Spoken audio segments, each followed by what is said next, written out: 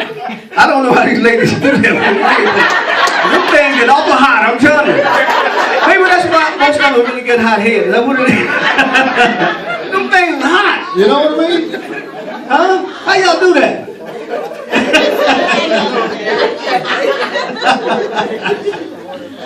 Okay, this is all in fun now, okay? Yes. No pun intended to anyone. Yes. Okay, this is all in fun, okay? But anyway, I want to take a couple of more minutes of your time. But you know, as I was saying earlier, there are so many things that have been going on in the world. And, you know, when we stop and look at life today, it's much different than yesteryears.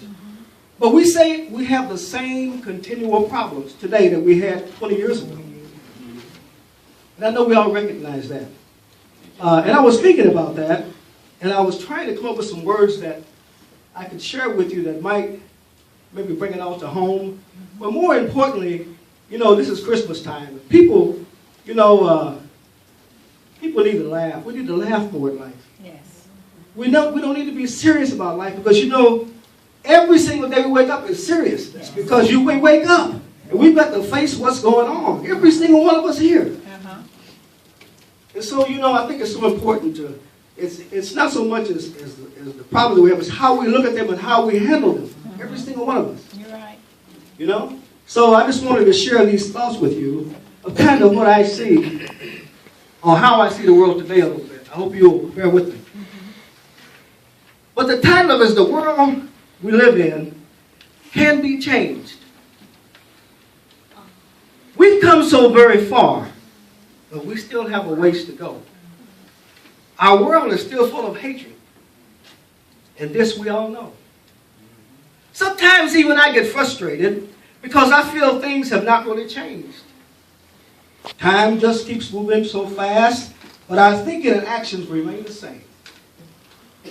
Racial discrimination and racial profiling still runs rapid today throughout this distant land. How much more of this can we really stand?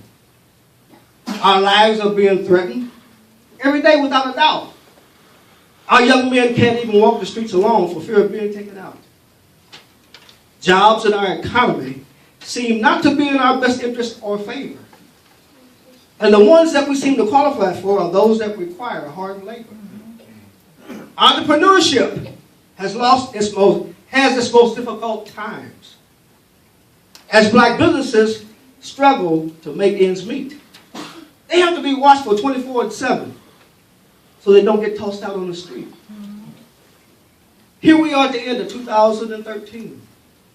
Another year with our African-American president. That healthcare costs are too high. And it won't be money well spent. That's what people are saying. Gas and food costs keep rising. Even the stock market has its twists and turns. We have a three group of politicians in office who would rather see this country crash and burn.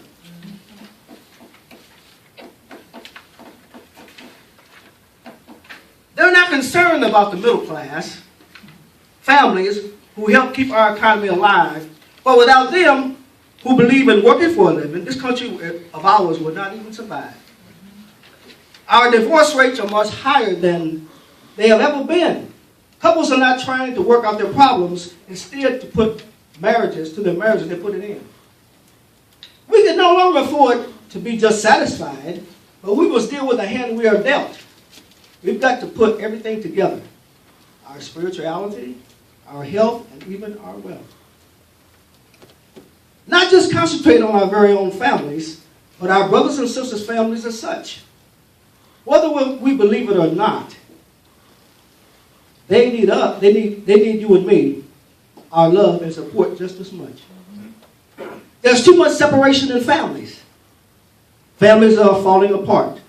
This trend will continue as long as we don't take an active part. It's unfortunate we just recently lost one of our great world figures of today. His name, of course, is Mr. Nelson Mandela.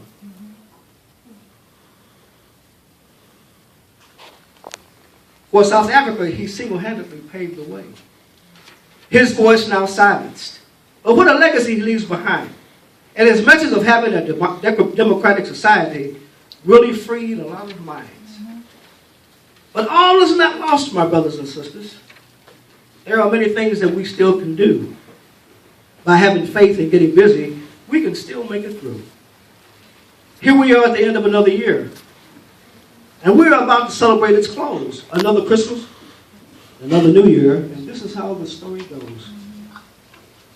Let us give thanks for good health, for our families, friends, and to the Lord.